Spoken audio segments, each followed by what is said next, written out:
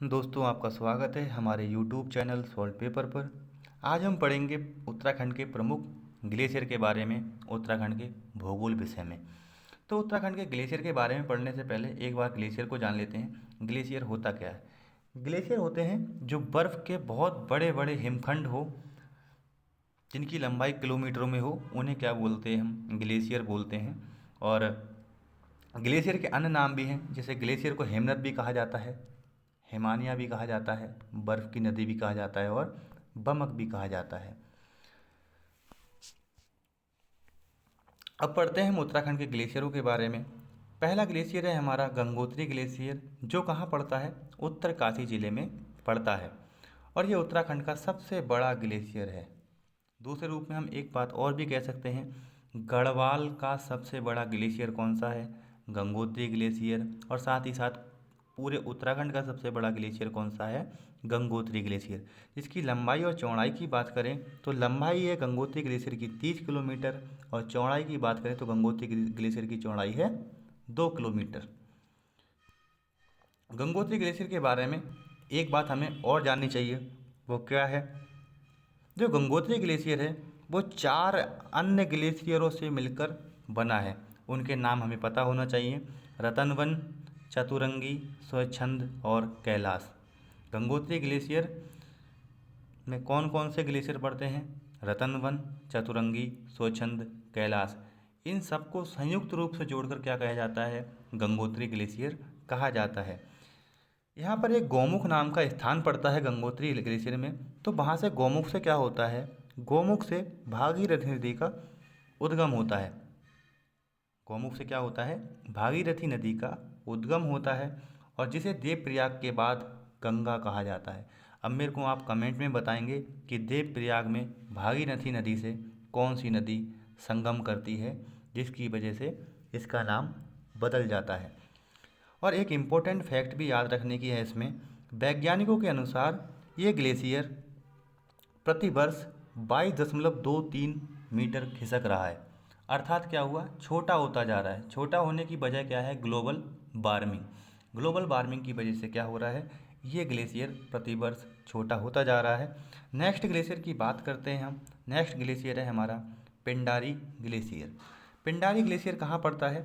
चमोली जनपद में भी इसका अंश पड़ता है, बागेश्वर में भी पड़ता है और पिथौरागढ़ में भी पड़ता है। लेकिन मूल रूप से कहाँ पर है ये? बागेश्वर जिले में अवस्थित है। अर्थात अधिकांशतः भाग इसका कौन से जिले में अवस्थित है? पिंडारी ग्लेशियर का बागेश्वर में। और ये दूसरा सबसे बड़ा ग्लेशियर है पिंडारी ग्लेशियर, जिसकी लंबाई की बात करें पिंडारी ग्लेशियर की तो लंबाई है इसकी 30 किलोमीटर। चौड़ाई की बात करें तो चौड़ाई है इसकी 400 मीटर इसकी चौड़ाई है। इस बारे में हमें ध्यान रखना है। पिंडारी ग्लेशियर से एक चीज़ और होती है, पिंडारी ग्लेशियर से होता है पिंडार नदी का उद्गम। ठीक है, पिंडार नदी का उद्गम कहाँ से होता है? पिंडारी ग्लेशियर से होता है। और पिंडारी ग्लेशियर किन किन पर्वतों के मध्य में है? तो नंदा देवी पर्वत, नंदाकोट पर्वत व तिरथुल पर्वत, इन तीनों पर्वतों के मध्य में कौन सा ग्लेशियर है? पिंडारी ग्लेशियर। और ये सवाल आ रखा है UKPSC के प्रश्न पत्र में। और अभी जल्दी में पेपर हुआ है पटवारी लेखपाल का, तो जिसमें पूछा गया था कि नंदाकोट पर्वत की ऊंचाई कितनी है। मेरे को आप कमेंट में बताएंगे कि नंदाकोट पर्वत की ऊंचाई कितनी है। ये अभी जल्द में ही आया है, इसलिए हमें पता होना चाहिए कौन कौन से पहाड़ कहाँ पर हैं और उनकी ऊंचाई कितनी है। नेक्स्ट ग्लेशियर की बात करते हैं तो नेक्स्ट ग्लेशियर है हमारा मिलम ग्लेशियर, जो किस जनपद में पड़ता है? पिथौरागढ़ जनपद में। इसकी एक खासियत और कह सकते हैं कि कुमाऊं का सबसे बड़ा ग्लेशियर कौन सा है?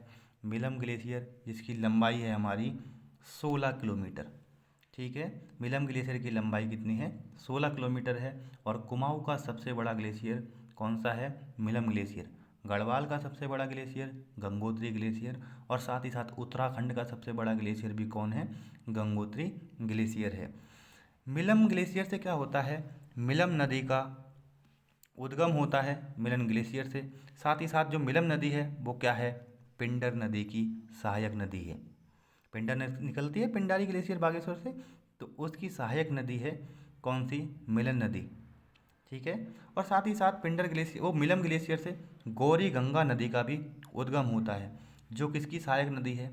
काली नदी की सहायक नदी। कौन सी? गौरी गंगा। और ये सवाल मैं गिनती नहीं बता सकता कि कितनी बार आ चुका है कि गौरी गंगा किसकी सहायक नदी है। तो किसकी सहायक नदी है? काली नदी की सहायक नदी है। नेक्स्ट ग्लेशियर की बात करते हैं हम, सतोपंथ और भागीरथ हिमनद। ये दोनों लगभग जुड़े हुए ही हैं। सतोपंथ व भागीरथ हिमनद ये कहाँ पर है, किस जिले में पड़ता है? चमोली जनपद में इसकी अवस्थिति है। सतोपंथ की लंबाई की बात करें तो 13 किलोमीटर, भागीरथी हिमनद की बात करें तो 18 किलोमीटर। सतोपंथ कितना लंबा है? 13 किलोमीटर। और भागीरथी ग्लेशियर कितना लंबा है या हिमनद कितना बड़ा है? 18 किलोमीटर। और दोनों ग्लेशियर के मुख मिलकर,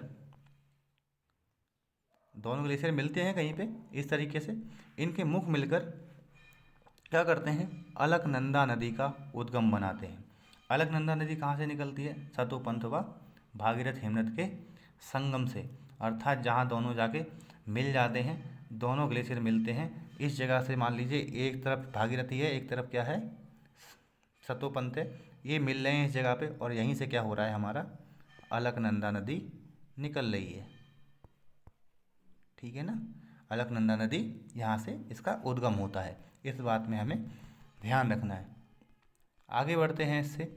एक चीज़ और भी है इसमें कि जब हम नीलकंठ पर्वत पे जाते हैं तो नीलकंठ के पर्वत के जब हम पूर्व में देखते हैं तो दोनों ग्लेशियर क्या हैं? आराम कुर्सी की तरह दिखते हैं। आराम कुर्सी यही मैंने बनाया था ना, इस तरीके से आराम कुर्सी की तरह दिखते हैं।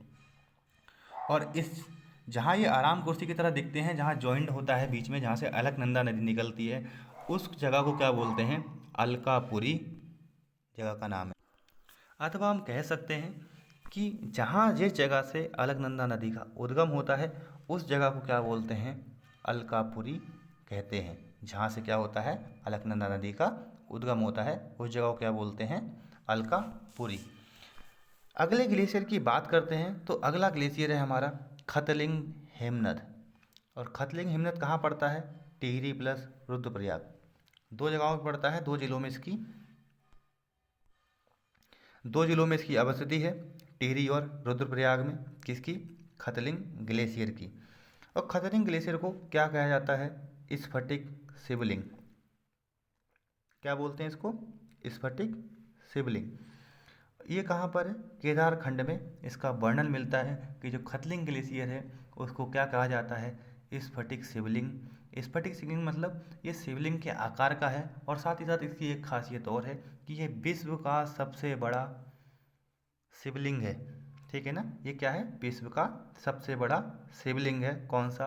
खतलिंग ग्लेशियर। खतलिंग हिमनद की बात करें तो इसमें कौन कौन से होते हैं?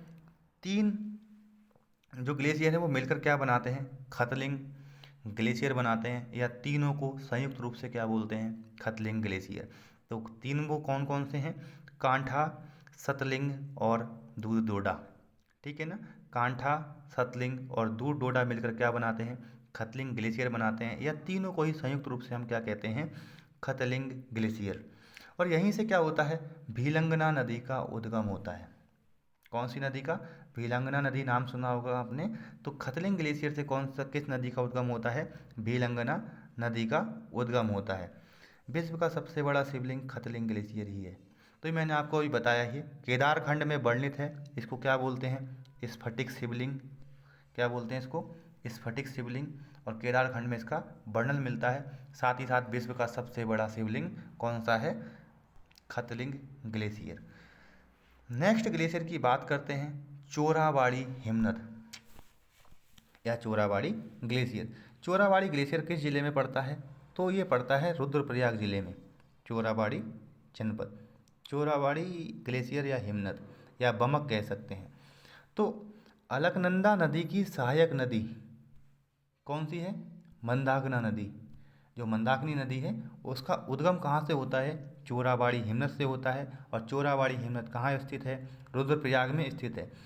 जब चोराबाड़ी हिमनद से जो पिघलता है बर्फ़, उससे एक ताल का निर्माण हो जाता है, और इससे निर्मित ताल क्या कहलाता है? चोराबाड़ी ताल कहलाता है। और अन्य नाम क्या है उसका? सरबरी ताल। और साथ ही साथ इसको क्या कहते हैं? इसको बोलते हैं गांधी सरोवर।